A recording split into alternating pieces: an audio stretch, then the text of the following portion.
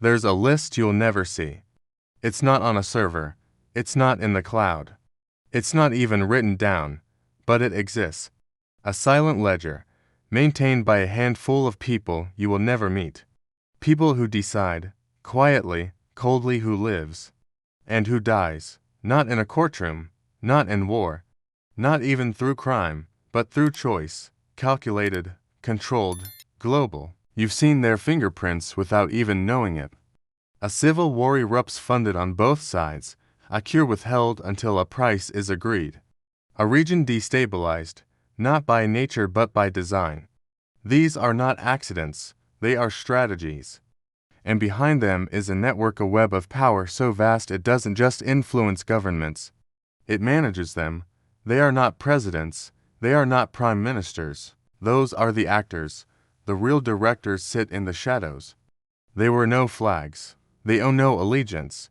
They don't campaign. And they never step into the spotlight. But when they speak, nations fall silent. They are the architects of reality. Bankers, industrialists, technocrats, with private jets, private armies, and private intelligence. To them, human life is not sacred. It's a resource, and every resource is expendable. Sometimes, entire populations are deemed inefficient. Too poor, too sick, too angry, too aware. When that happens, disasters follow. Viruses, famines, uprisings, and somehow solutions always arrive a moment too late, as if death is not an unfortunate outcome, but a planned reduction. Look at history. In 1974, a classified U.S. document called National Security Study Memorandum 200 was circulated to top officials. It claimed population growth in developing countries was a national security threat. Its author, Henry Kissinger, it recommended using food as leverage, and even suggested that fertility reduction should be part of foreign aid policy. That's not theory, that's real. And it shaped decades of policy, because the truth is they don't just control money. They control who gets to exist. Every vaccine rollout, every medical trial, every economic collapse, it's all a test, a sorting mechanism. And we are the variables. Have you ever wondered why experimental drugs are first tested in the poorest countries? Why relief supplies vanish en route to disaster zones? Why it takes years for a cure to reach those who need it most unless they can pay? Because death is profitable. Every war restocks weapons. Every illness sells pharmaceuticals. Every funeral opens up land, labor, and inheritance. And for them, the elite, death is not grief, it's math. One death is a tragedy. A million is a recalibration. Think about this. In 2020, as the world faced a pandemic, billionaires added over $4 trillion to their wealth, 4 trillion, while hospitals overflowed and millions died alone. That wasn't luck, it was extraction. And it only worked because people were scared. Fear is the tool, death is the trigger. Control is the goal, and they've perfected the formula. Create a crisis, withhold the solution, then sell it at the cost of human lives. And when someone threatens to expose this machine, they disappear, sometimes figuratively, sometimes literally. Journalists vanish. Scientists commit suicide. Whistleblowers are labeled insane.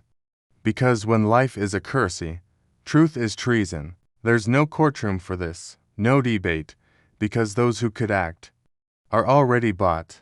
Every election is theater. Every law distraction. The real decisions are made in rooms you'll never enter. In places like Davos, or Geneva, or at closed retreats like the Bilderberg Group where unelected elites meet behind armed guards and blackout windows. You won't find minutes from those meetings, but what follows is always telling. Mysterious conflicts, new policies, sudden global problems no one saw coming except them. And just when panic peaks, they appear with a plan, a product, a protocol. And the world, desperate for safety, never asks the price. But there's always a price, and it's paid in blood.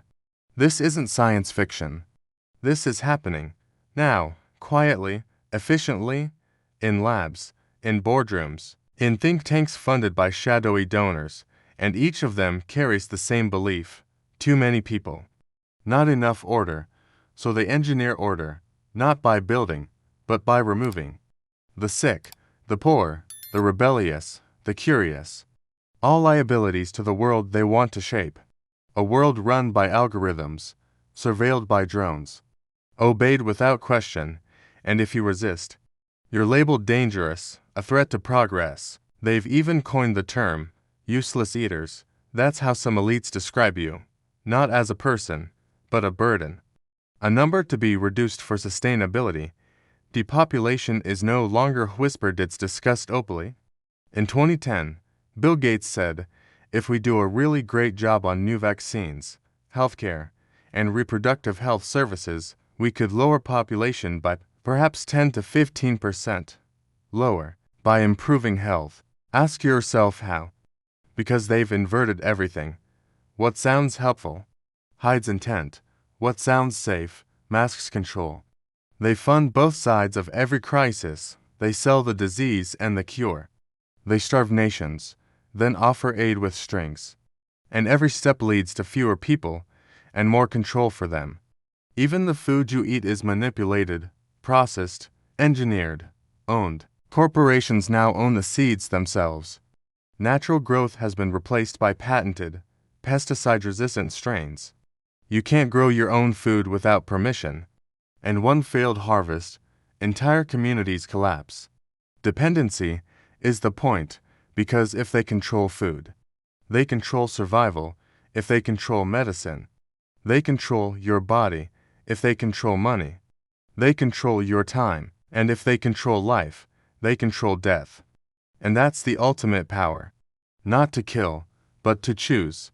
Who suffers, who vanishes, who thrives. The systems are in place. Digital IDs, central bank digital currencies, predictive policing, biometric tracking, the infrastructure of a world where freedom is taken, it's traded, one fear at a time. And by the time you realize it, you're already in the cage, decorated, efficient, silent, but still a cage, and you'll look around and wonder, how did it come to this? The answer: because we forgot to ask, who gets to decide? And the people deciding don't think like you. They don't cry at funerals.